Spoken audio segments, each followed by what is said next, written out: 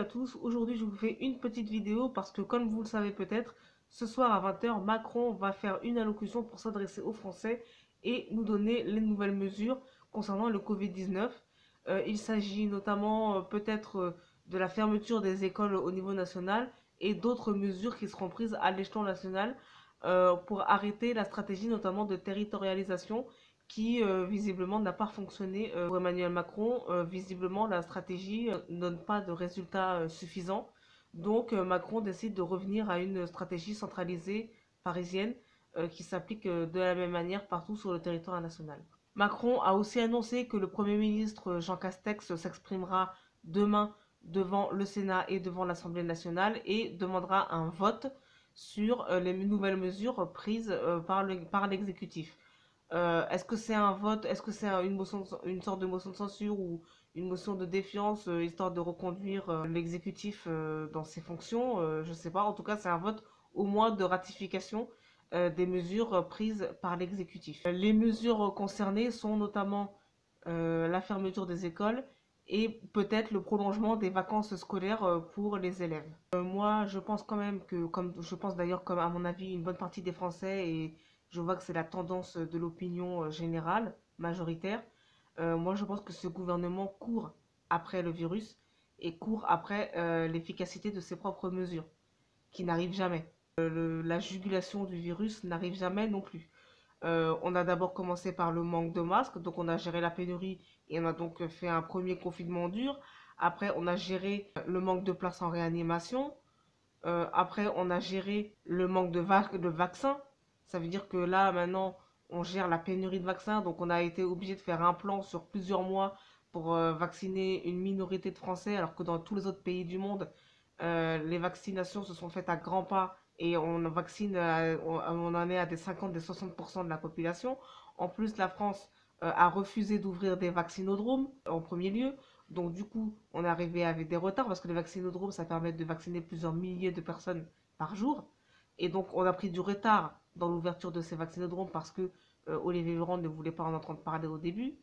Donc, parce il était échaudé par l'échec du vaccin pour la grippe H1N1, on avait ouvert des vaccinodromes et finalement, personne n'y est allé. Donc Olivier Véran, il n'a pas voulu ouvrir de vaccinodrome, sauf que là, on est quand même dans une situation où les gens, globalement, veulent se vacciner et le virus est inconnu. Donc, quand même, il y a la possibilité de vacciner un certain nombre de personnes dans ces vaccinodromes en 2021. Là, on en est à gérer le fait qu'on n'a pas ouvert assez tôt les vaccinodromes. On en est à gérer le fait qu'on n'a pas assez de doses de toute façon, ni à qu'on ne s'est pas fait livrer. Donc, on n'a pas assez de doses ni à distribuer, ni pour vacciner. Donc, cette stratégie qui est longue, comme ça, qui s'inscrit dans le temps long, il s'agit en fait de gérer le fait que de toute façon, on n'a pas assez de doses pour vacciner tous les gens. Et c'est d'ailleurs pour ça qu'on en reste pour l'instant à la population âgée. C'est comme quand on avait les masques, on nous a dit on n'en a pas besoin, quand on n'en avait pas assez. Donc là, c'est pareil, on n'a pas assez de vaccins, donc on nous dit il n'y a que les vieux qui en ont besoin. Non. La réalité, c'est qu'on n'a pas de vaccin. C'est ça la réalité. Et donc les jeunes vont devoir attendre jusqu'à cet automne pour se faire vacciner. Ça, c'est la réalité. Depuis le début de la pénurie, on ne fait que compter ce qui nous arrive parce qu'on ne peut pas gérer le problème. On a compté les morts, on a compté les contaminations, on a compté les gens qui rentraient en réanimation, on a compté le nombre de masques qu'on n'avait pas, on a compté le nombre de vaccins qu'on n'avait pas, on a compté le nombre de vaccinés qui ne sont pas réellement vaccinés parce qu'ils n'ont pris qu'une seule dose et pas les deux, on a compté le nombre de morts, etc. Et donc à chaque fois qu'on a compté, plus on comptait, plus ça prouvait qu'on était en train de courir derrière le vaccin. Même l'Union européenne s'est retrouvée aussi à courir derrière le vaccin. Les souverainetés nationales ont demandé de l'aide à l'Union européenne, et donc l'Union européenne aurait pu être compétente pour commander des vaccins au nom de l'Union européenne, et d'ailleurs ça a été la stratégie. L'Union européenne a voulu commander des vaccins et les distribuer à hauteur d'un certain pourcentage par pays, et les souverainetés nationales ont essayé de mettre un peu de côté leur souveraineté en attendant que l'Union européenne soit efficace. L'Union européenne n'a pas été efficace. Elle a été incapable de commander en nombre de doses suffisant.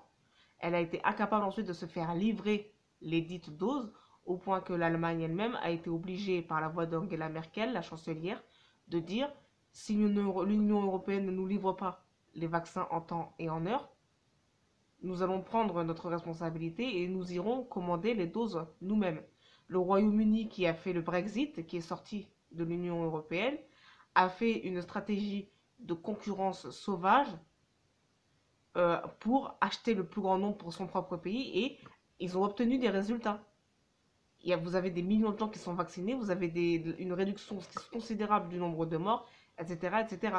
Et en plus, ça a permis à Boris Johnson, qui a été un des défenseurs du Brexit et qui est maintenant Premier ministre, et ça a permis à ce Boris Johnson de dire, voyez, alors que Boris Johnson, normalement, il a 100 000 morts, hein, il y a 100 000 morts au Royaume-Uni. Mais Boris Johnson, ça lui a permis de dire, je suis sorti de l'Union Européenne, regardez, l'Union Européenne, c'est un désastre. Ils n'ont pas été capables de sauver les populations européennes et de leur distribuer des vaccins à temps. Nous, on a fait de la concurrence sauvage, on a fait du protectionnisme, on a été chercher des doses pour nous, et on les a eues, on a vacciné les gens, on a été efficace. Voilà ce que peut faire l'Union Européenne en temps de crise. Voilà ce que ça donne. La solidarité européenne ne tient plus. Pendant ce temps, nous, notre gouvernement, il fait des objectifs au doigt mouillé. À 5000 contaminations par jour, on prendra telle décision, telle décision. Les chiffres n'arrivent pas dans les objectifs parce que c'est incontrôlable par définition. Donc, il prend des objectifs au doigt mouillé, mais les objectifs n'arrivent pas. Donc, en fait, finalement, il n'atteint jamais ses objectifs. Et en fait, il court après le virus. Il est incapable d'anticiper et de prendre des décisions de long terme. Et de dire d'ici à 3 4 mois, 6 mois, on va faire ça, sans que ce soit de la gestion de la pénurie. Encore une fois, dans le vaccin, il dit, bon, au mois de juin, il y aura ça, au mois d'avril, au mois de mai, au mois de machin. Mais en réalité, ça, c'est de la gestion de la pénurie de vaccins. S'il y a un chiffre sur l'âge des vaccinés aujourd'hui, c'est parce qu'il n'y a pas assez de doses pour tout le monde. C'est ça le problème. Donc là, on n'a pas de stratégie en fait à long terme. On n'a pas de stratégie de jugulation du virus à long terme. Tous les objectifs sont pris au doigt mouillé, ne sont jamais atteints.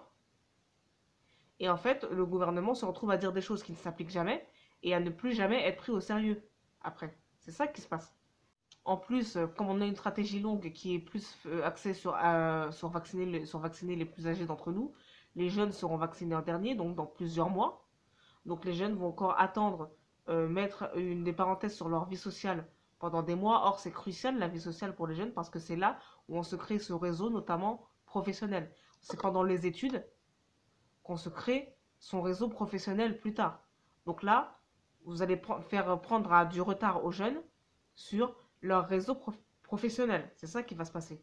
Bon, en plus, les discours macroniens, moi personnellement, je m'attends pour ce soir à 20h, je m'attends à écouter un discours lyrique, mais en fait creux, parce que c'est comme ça que Macron gère la crise.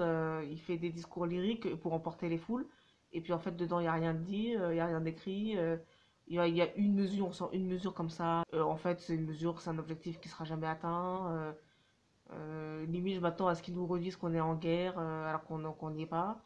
Et puis de toute façon, si t'es en guerre, mec, bon ben, dans ce cas-là, il faut avoir le matériel, hein, et on l'a pas.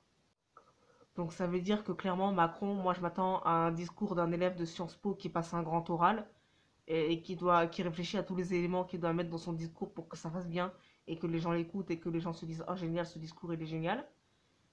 Mais sauf qu'on n'est pas un grand oral, c'est le président de la République. Donc maintenant, on n'en est plus à se faire écouter et à dire des choses qui font plaisir aux gens pour les faire attendre. Là, on en est à avoir, parce que ça fait un an que ce virus existe, hein. Donc là, on en est à où est la stratégie du gouvernement face à cette crise. Et moi, je pense qu'il n'y en a pas. En plus, dans les écoles de France, visiblement, on sait qu'il y a il y a une vraie, que c'est un bazar monstre et que c'est une organisation intenable et que les contaminations la propagation se poursuit dans les écoles. Et pourtant, il y a un déni flagrant de la part de Jean-Michel Blanquer qui continue à dire on laisse les écoles ouvertes, c'est notre gloire, c'est notre mérite, c'est notre grandeur de laisser les écoles ouvertes alors que tout le monde sait que c'est la panique totale partout, qu'il y a des classes qui ferment les unes après les autres dans les écoles parce qu'il y a des contaminés, que les parents d'élèves ont des élèves contaminés qui rentrent à la maison et que ça se propage comme ça. D'ailleurs, il y a eu une plainte qui a été déposée contre Jean-Michel Blanquer récemment. Donc voilà, on est face quand même à un gouvernement qui est capable de vous dire tout va bien quand tout ne va pas bien.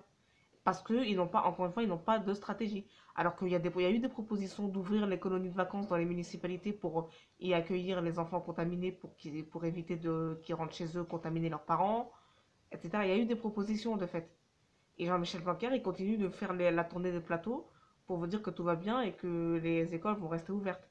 Parce que c'est notre honneur de laisser les écoles ouvertes et que tout le monde se contamine bien. Quand vous avez quand même la situation en Seine-Saint-Denis, qui est conséquence de plusieurs décennies d'abandon des services publics dans ce département. En plus, c'est un département où les gens ne font pas de télétravail parce que ils ne font pas des métiers qui permettent de faire du télétravail. Donc, c'est des gens qui vont travailler au premier lieu, en première ligne, donc qui sont devant du public pour certains, beaucoup de public de passage. Donc, ce sont des gens qui risquent plus souvent de se faire contaminer. Ce sont des gens donc, qui vont dans les écoles parce que c'est un des départements les plus jeunes aussi de France. Donc c'est un des départements où il y a le plus d'écoles. Donc c'est un des départements où dans les écoles ça se contamine le plus. C'est un des départements où les services de santé sont les moins efficaces. Donc c'est un des départements aussi où il y a le moins de vaccination. Alors c'est un des départements où il y a le plus de contamination. Donc ça veut dire que on est quand même dans une situation où c'est quand même paradoxal, c'est-à-dire que ce sont les plus faibles qui payent le tribut de la crise plus que les autres. Et il n'y a pas, encore une fois, il n'y a pas de stratégie. Blanquer, il était là dans tous les plateaux. On va continuer les écoles ouvertes. Il nous a sorti un clip avec une chanson, avec de la danse. Voilà, c'est des gens qui sont déconnectés en fait de la réalité, du terrain, de la vie des gens. Euh, Il n'y a aucune décision prise qui soit valable et qui ait une conséquence concrète sur la vie des gens en fait.